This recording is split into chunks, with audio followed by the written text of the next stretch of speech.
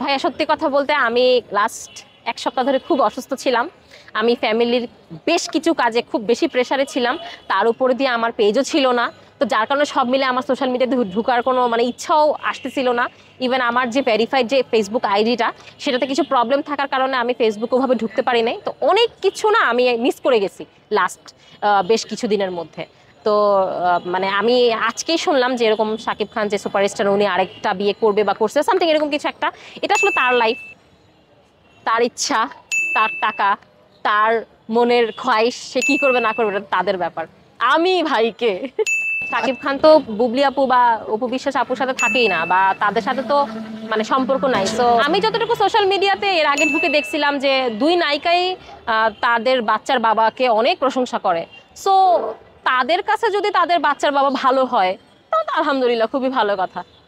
তা কখনো তো এরকমটা আমি দেখি নাই যে দুই পক্ষ কেউ একজন বাচ্চার বাবাকে খারাপ কিছু বলছে। দ্যাট মিনস সে ভালো, ভালোর জন্যই ভালো বলছে। তো ভালো মানুষের সম্পর্কে তো আসলে জাজ করার এরকম কিছু নাই। শাকিব খান ভাইয়ার লাইফে ইন্টারফেয়ার করার মতো অকাত বা প্রয়োজন আমাদের নাই। আমরা কেউ না তাকে কোনো কিছু জ্ঞান দেওয়ার, কারণ সে যথেষ্ট ম্যাচিওর, তার যথেষ্ট জ্ঞান বুদ্ধি আছে। সে কি করবে না করবে এটা সম্পূর্ণ তার অধিকার আছে, তার রাইট আছে।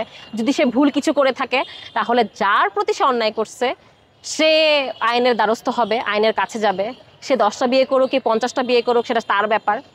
তার দ্বারা যে ক্ষতিগ্রস্ত হচ্ছে সে যাবে আইনের কাছে।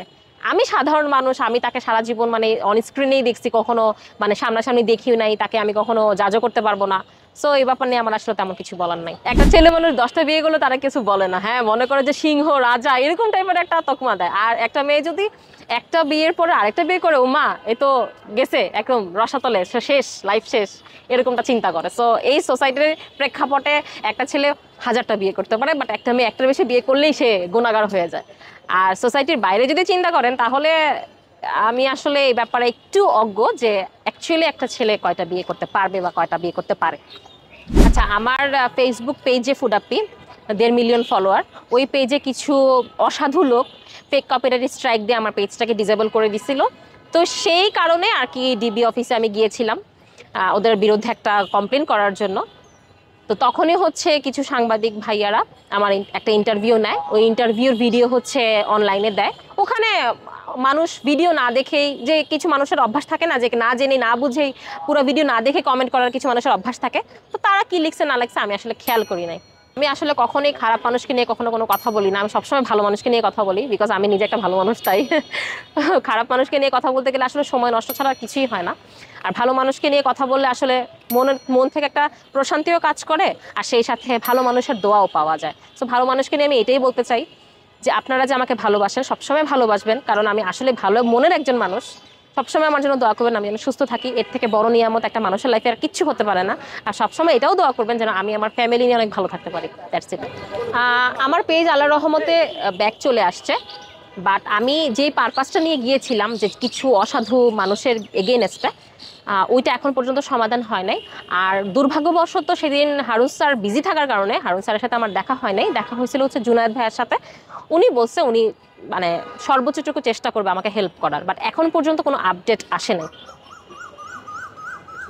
ওয়াও, আল্লাহর অশেষ মেহেরবানিতে এবং কিছু ভালো মানুষের পরিশ্রমের কারণে আমার যে ফুডাপ্পি পেজটা সেটা ব্যাক চলে আসছে, আলহামদুলিল্লাহ, আল্লাহর কাছে শুক্রিয়া।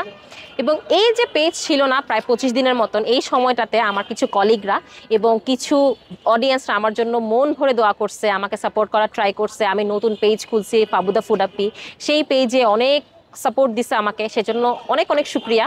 সবার প্রতি শুক্রিয়া, আল্লাহর প্রতিও শুক্রিয়া। আসলে বিপদ না আসলে বোঝা যায় না যে অ্যাকচুয়ালি একটা মানুষকে কে কে বা কারা কারা ভালোবাসে। সো বিপদও লাইফে দরকার আছে।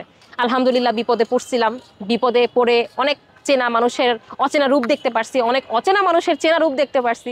সব কিছু মিলে আলহামদুলিল্লাহ। আর দর্শকের উদ্দেশ্যে একটা কথাই বলবো, যেহেতু আপনারা আমার কন্টেন্ট পছন্দ করেন, আপনারা আমার কন্টেন্টকে ফান হিসাবে, এন্টারটেনমেন্ট হিসাবে নেন, সো আমি সবসময় চেষ্টা করবো ফুড ব্লগিং যে ভিডিওসগুলো সেগুলো আমার ফুডাপ্পি পেজে দিতে, যেটাতে আপনারা সবসময় স্বাচ্ছন্দ্য বোধ করেন। আর যে অন্যান্য ফানি কন্টেন্টগুলো থাকে বা অন্যান্য যে ব্র্যান্ড প্রমোশনগুলো থাকে সেটা আমি চেষ্টা করবো ফাবুদা ফুডাপ্পি পেজে দিতে। দুইটা টাইপের ভিডিও আমি এক পেজে দিয়ে আপনাদেরকে বিব্রত করার ট্রাই করবো না। সো আপনারা স্বাচ্ছন্দ্য মতো আমার ভিডিও দেখবেন, আমার জন্য দোয়া করবেন। আপনারা ভালো থাকবেন, আমার জন্য দোয়া করবেন। আল্লাহ হাফেজ।